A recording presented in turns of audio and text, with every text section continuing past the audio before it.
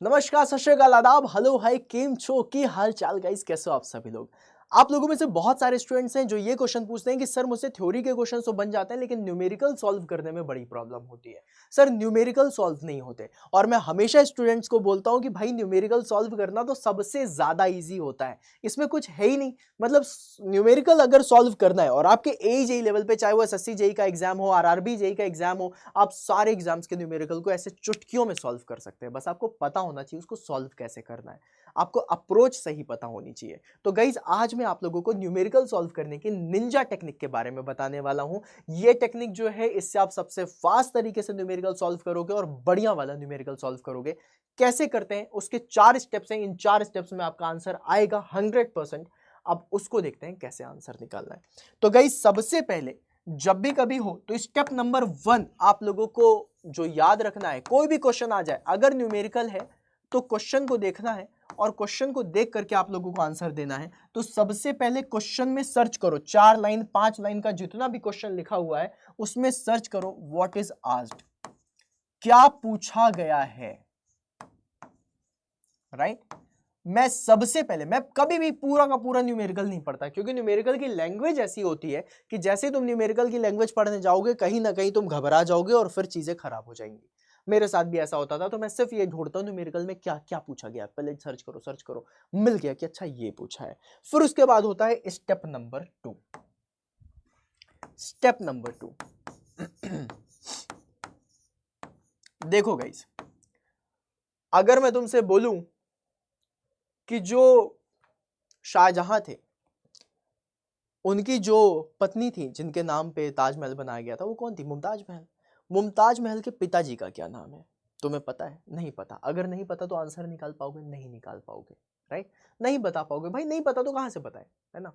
तो न्यूमेरिकल में भी ऐसा होता है कि व्हाट इज आस्क्ड, इससे तुम्हें यह पता चल जाता है कि क्या पूछा गया है। अब तुम्हारे दिमाग में यह आएगा कि ये जो पूछा जा रहा है क्या ये मुझसे बनता है या नहीं बनता है। अगर दिल में ये वाली चीज आ जाए कि हाँ पढ़ी हुई है, राइट, तभी आगे बढ़ो। और अगर लग रहा है कि नहीं पढ़ी हुई है तो उसको छोड़ दो, क्योंकि वो फिर उसको सॉल्व करना फिर थोड़ा सा मुश्किल हो जाएगा, थोड़ा पेचीदा हो जाएगा। बता दूंगा कैसे सॉल्व करना है, लेकिन कहीं ना कहीं से तुम्हें ये चीज सोचनी पड़ेगी कि अच्छा इस तरीके से तो नहीं हो पाएगा। राइट चलो, अब तुम्हें पता चल गया व्हाट इज आस्क्ड, और मैं ये एज्यूम करके चलता हूं कि तुम्हें पता है कि जो पूछा गया वो तुमसे बनता है। अगर वो चीज तुमसे बनती है तो क्या करना है तुम लोगों को, उससे रिलेटेड फॉर्मूला देखना है। फॉर्मूला, अब कोई भी चीज निकालने के लिए फॉर्मूले एक हो सकता है, 2 फॉर्मूले हो सकते हैं, 3 फॉर्मूले हो सकते हैं, एक फॉर्मूला भी हो सकता है, कोई भी फॉर्मूला हो सकता है। तुम्हें पता है कि भाई ये चीज पूछी जा रही है, इसके लिए फॉर्मूला क्या है। फॉर्मूला यूज लिख लो। अब हो सकता है मैं ऐसा एज्यूम करके चल रहा हूं कि मेरे पास 2 फॉर्मूले दिए गए हैं, formula number 1, right, formula number 1, और एक दूसरा दिया हुआ है फॉर्मूला नंबर 2। अब आपके दिमाग में आएगा कि भाई फॉर्मूला नंबर 1 और फॉर्मूला नंबर 2 में से मुझे क्या लगाना है। मैं ऐसा अज्यूम कर रहा हूं, ठीक है। जब भी कैसा हो ऐसा आए तो आप लोगों का अब स्टेप नंबर 3 होगा। अब आप लोगों को कुछ भी नहीं करना है, आप लोगों को यह देखना है कि फॉर्मूला 1 और फॉर्मूला 2 में से डेटा क्या क्या दिया हुआ है। What is the given data,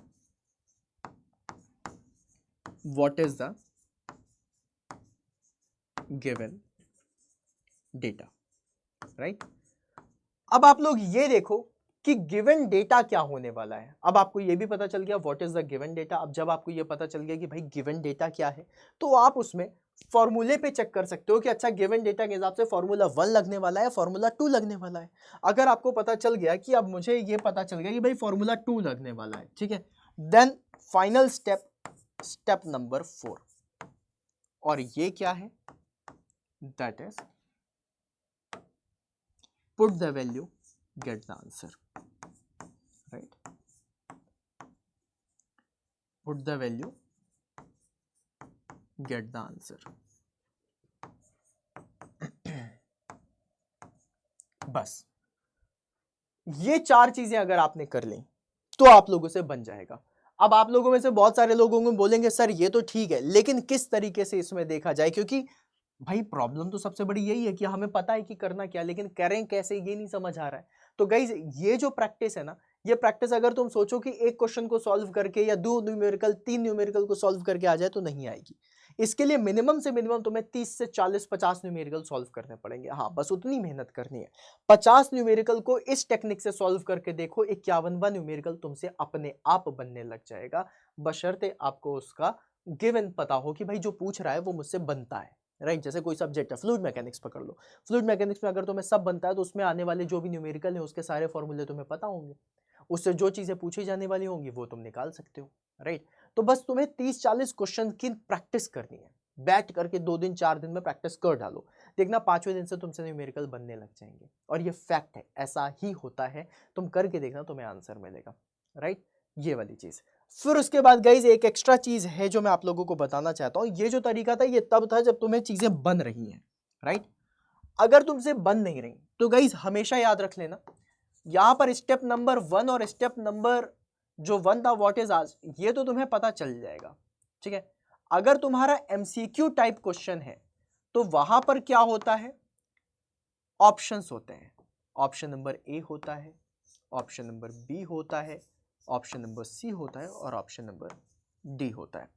इसमें तुम्हें 2-3 चीजें हैं जो नोटिस करनी है और उसी के बेसिस में आंसर निकाल सकते हो। सबसे पहली चीज तुम्हें क्या नोटिस करनी है, गिवन डेटा यूनिट। जो तुम्हें गिवन डेटा दिया गया है ना, गिवन डेटा, उसकी यूनिट को देखना, राइट, उसकी यूनिट को देखना। दूसरी चीज तुम्हें क्या करनी है, ऑप्शंस जो दिए गए हैं, right, options, option number A B C D, इसकी यूनिट क्या है। मोस्ट ऑफ द टाइम जब तुम्हें कुछ भी चीजें पता नहीं होंगी, तुम्हें कुछ नहीं पता है, लेकिन तुम्हें बस ये वाली चीज पता चल जाए कि अच्छा जो गिवन डेटा है इसकी यूनिट किस में चल रही है और जो ऑप्शंस हैं इसकी यूनिट किस में चल रही है, अगर तुमने इन दोनों यूनिट को मैच करा दिया तो तुम्हारा आंसर आ जाता है। बहुत बार ऐसा होता है एजेई के क्वेश्चंस में, वो क्वेश्चन हमें कुछ ऐसा लगता है बड़ा पेचीदा सा होगा, लेकिन जब तुम सॉल्व करने जाओगे उसका आंसर बहुत ईजी तरीके से आ जाता है, तुम्हें पता भी नहीं चलता है कि तुमने इसका आंसर किस तरीके से निकाल दिया है, राइट। तो इस चीज को दिमाग में रखिएगा कि अगर आप लोगों के पास यूनिट है, अब मोस्ट ऑफ द टाइम क्या होता है, यूनिट जो देता है यहां पर ये गिवन डेटा में यूनिट देगा, या तो एमएम में दे देगा या फिर आप लोगों की यूनिट सेंटीमीटर में देगा। एक एग्जाम्पल के तौर पर बता रहा हूं, राइट, है ना। और जो ऑप्शंस है, ऑप्शंस में जो तुम्हें यूनिट देगा वो मीटर में दे देगा। अब जब तुम्हें ऑप्शंस में यूनिट मीटर में है और गिवन डेटा में यूनिट मीटर सेंटीमीटर में दिया हुआ है तो प्रॉब्लम होगी। अब मान लो मीटर पर सेकंड में दे दिया, राइट, तुम्हें कोई भी मटेरियल दिया और मीटर पर सेकंड में तुम्हें आंसर चाहिए, तो मतलब टाइम भी कहीं दिया होगा और टाइम को डिवाइड करो तभी पर सेकंड में आएगा।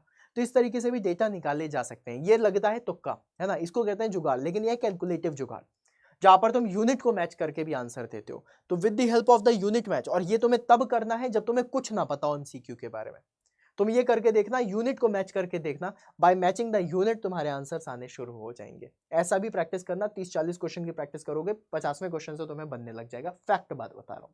तो अगर तुमने ये सारी चीजें कर ली, देन आई बिलीव कि आप लोगों से न्यूमेरिकल में प्रैक्टिस में दिक्कत नहीं आएगी। अब न्यूमेरिकल प्रैक्टिस के लिए तुम्हारे पास जो सबसे बड़ी चीज है वो क्या है कि उस सब्जेक्ट का नॉलेज होना चाहिए। अब उस नॉलेज के लिए या तो तुमने पहले से प्रिपरेशन करके रखी हो, अगर तुमने प्रिपरेशन करके रखी है so far so good, just go for the numerical. अगर तुमने प्रिपरेशन करके नहीं रखी और तुम चाहते हो कि तुम्हें इन डेप्थ नॉलेज के साथ प्रिपरेशन करने का मौका मिले, तो गाइज वहां पर तुम्हारा फायदा होगा जब तुम महापैक में ज्वाइन होगे। अब महापैक गाइज होना हर किसी के पास बहुत ज्यादा जरूरी है। क्यों? क्योंकि इसमें तुम्हें तुम्हारे स्ट्रीम की सबसे बेस्ट प्रिपरेशन करवाई जाएगी। तुम सिविल से हो, तुम मैकेनिकल से हो, तुम इलेक्ट्रिकल से हो, तुम्हें सबसे बेस्ट प्रिपरेशन करवाई जाएगी।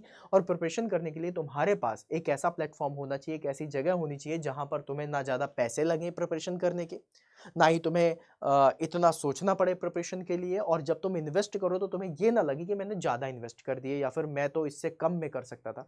अगर आप इससे कम में कर सकते हो तो कैसे करोगे उसके बारे में आपको बता रहा हूँ गाइस। यहाँ पर अड्डा 24/7 की वेबसाइट को ओपन कर लेना। जब आप अड्डा 24/7 की वेबसाइट में जाएंगे तो यहाँ पर इसको ओपन करना, सबसे पहली वेबसाइट आपकी ओपन हो जाएगी। जैसे ही वेपन ओपन हो जाए तो यहाँ पर ऑल कोर्सेज में जाना। एजेई एग्जाम्स में civil engineering, mechanical engineering, electrical engineering, ये तीनों इंजीनियरिंग के आपके महापैक है। फॉर एग्जांपल मान लो मैकेनिकल इंजीनियरिंग का महापैक अगर आपको इनरोल करना है तो इनरोल करने के लिए ये आपको दिखाई देगा, ये डबल वैलिडिटी अभी चल रही है, सबसे बेस्ट चीज है जिसका आप लोग यूज कर सकते हैं।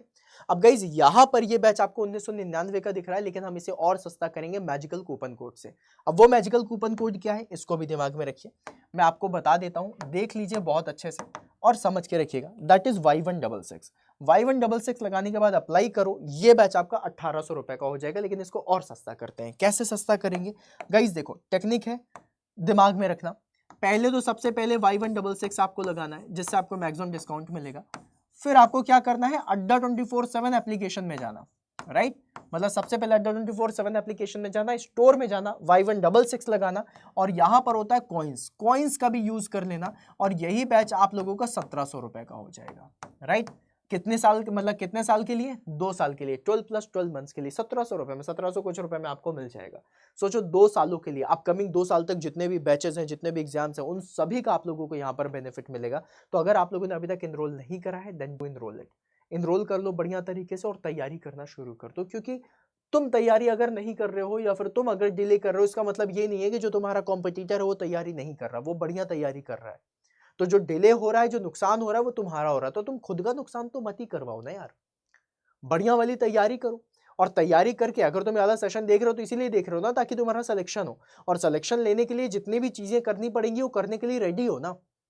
हर चीज दांव पर लगानी पड़ती है, अपने दोस्ती यारी को, अपने टाइम को, अपने खुशियों को, अपनी सोशल मीडिया को, हर चीज को दांव पे लगाने के लिए जब कोई एस्पिरेंट तैयार होता है, तब जाकर के इन सभी चीजों का जो मिश्रण बनता है, उससे जो तुम तैयारी करते हो, वो होती है तुम्हारी बेस्ट तैयारी। और बेस्ट तैयारी में अगर तुम्हारे साथ तुम्हारे मेंटर्स हो, जो तुम्हें 24/7 तुम्हारे डाउट्स क्लियर करें, तुम्हें इन डेप्थ नॉलेज दें, तुम्हें सिलेक्शन के लिए प्रिपेयर कराएं, तो इससे बेस्ट क्या होगा। और सिलेक्शन की प्रिपरेशन के लिए जहां पर तुम गवर्नमेंट जॉब मिल रही है, उसके लिए 1700 रुपीज क्या बड़ी चीज है? कुछ भी नहीं, लगा सकते हो, क्योंकि रिटर्न्स जो तुम्हें मिलेंगे ना, वो जिंदगी भर के होंगे। तो गाइस इतना मत सोचो, तैयारी करनी है, बेस्ट तैयारी करो, और इतनी बेस्ट तैयारी करो कि भाई साहब फिर सिर्फ एक ही चीज रहे, और वो हो तुम्हारा सिलेक्शन। सिलेक्शन की प्रोसेस क्या हो सकती है, कैसे हो सकती है, वो मैंने तुम्हें बता दी। So all the very best. मिलता है फिर अपन नेक्स्ट सेशन में, तब तक के लिए बाय बाय।